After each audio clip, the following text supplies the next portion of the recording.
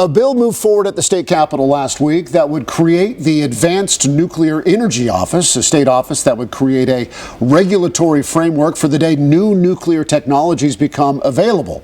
This is a bill from Representative Nick Archer, the chair of the House Energy Committee, who says he just does not want Oklahoma to be left behind. Representative Archer joining us here this week on Oklahoma Chronicle. Thanks so much for being here. We appreciate it. Thank you for the opportunity. Absolutely. So tell me about this bill. And when we talk about new nuclear technologies and this new nuclear future, what are you thinking of when you're putting something like this together? Yeah, so I think House Bill 3175 is about readiness.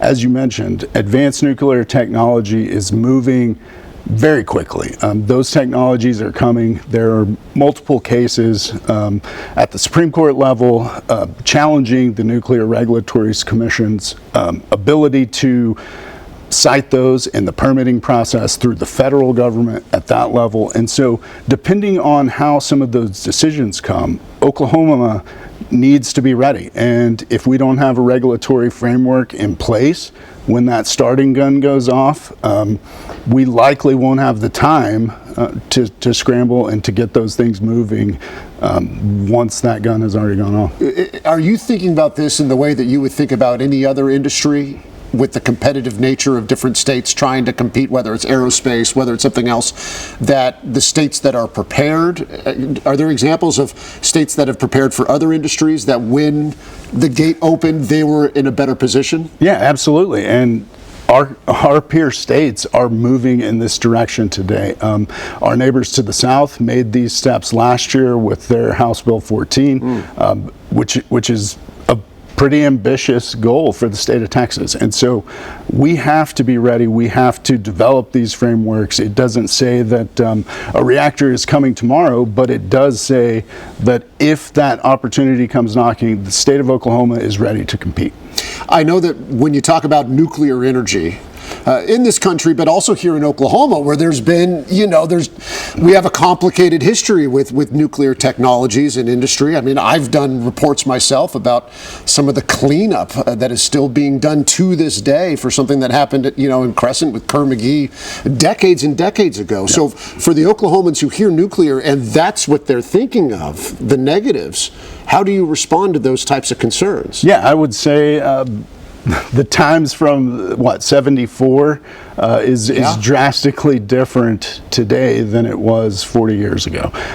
And I think if we had some of these regulatory pieces in place when some of those high enrichment processes were going on in the mid 70s, maybe that prevents some of that. And so again, we need to be prepared. This doesn't say a reactor is coming tomorrow. It doesn't say it's coming next year.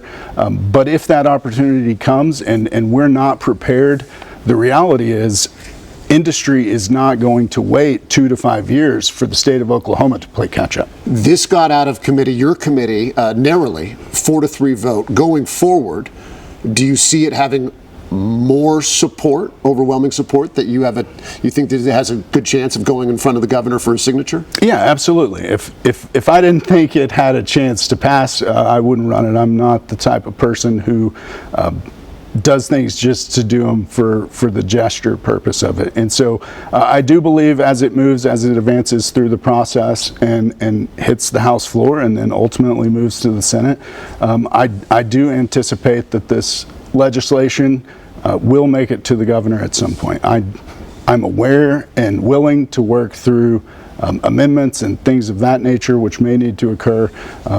But again, I don't believe, given how quickly technology evolves today, that we have the luxury to say, we're going to do this, we're going to start this in 5 years. I think that's going to be too late, and I think we're going to lose opportunity as a state.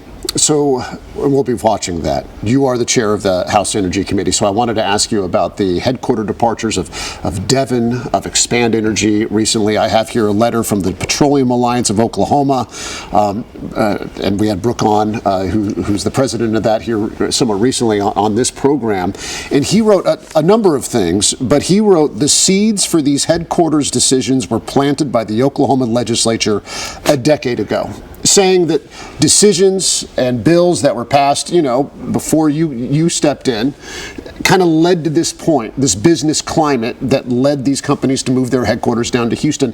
Do you agree with any of that?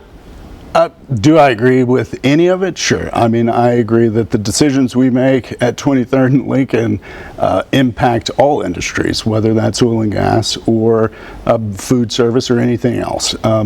Do I think that specifically gross production tax, which I believe that the Petroleum Alliance was referring to? That is exactly, yeah. Raising that tax. I think that's one thing. If you only look at gross production tax, yes, the state of Oklahoma is quite a bit higher than our neighbors to the south and some of our other bordering states. But that doesn't account for effective tax rate. And so our GPT is in lieu thereof. And so I don't necessarily think that it's a fair comparison to only look at gross production tax. When you really figure it, I think the last statistic I saw said that our effective tax rate is around 4.8, okay. Whereas our neighbors to the south are about 4.6. Well, what is your level of concern overall? Because obviously these are large companies that have a long history in Oklahoma. How concerned are you when you heard that they were moving? And it was like back to back within a week. Nobody wants to hear of any business leaving the state. Sure. So I'm certainly sad to see those decisions and to see those C-suites move to the Houston metro. But the reality is not concerning to me. We have the production. The production doesn't leave just because the C-suites does. I think the reality that a lot of people don't consider is those are publicly traded companies. Right. They respond to, frankly, global markets, and you have to go where that ecosystem exists. Houston is the oil and gas capital of the world. It is, yeah. They have twice the population of the state of Oklahoma. If you need a production engineer, a drilling engineer, those kinds of things, they just have a larger ecosystem to support some of those, especially when you think of publicly traded companies. So within what we're working with then, is there anything legislatively that you see as being appropriate moving forward to create a better environment for the companies here? Do you see changes being done in reaction to these companies moving? I don't see those changes per se. The reality is the legislative deadlines were long past before these announcements came. Sure. So it's tough to respond that quickly. Going forward, I suppose. What I see, frankly, is, we also, I believe on the 17th, saw that Oventive, a Denver-based headquartered company, was looking to sell their assets. We know that they announced the sale of those assets. We know that the sale of those assets is to an Oklahoma company. And so, again, our bench is deep in the oil and gas industry. We know that the next Harold Hamm, the next Larry Nichols is in the field, is producing natural gas or oil in the state today. And I think we're going to see those start to emerge and fill those voids very quickly. Representative Nick Archer, Republican out of Elk City, and we thank you so much for joining us here today. We appreciate it. Thank you.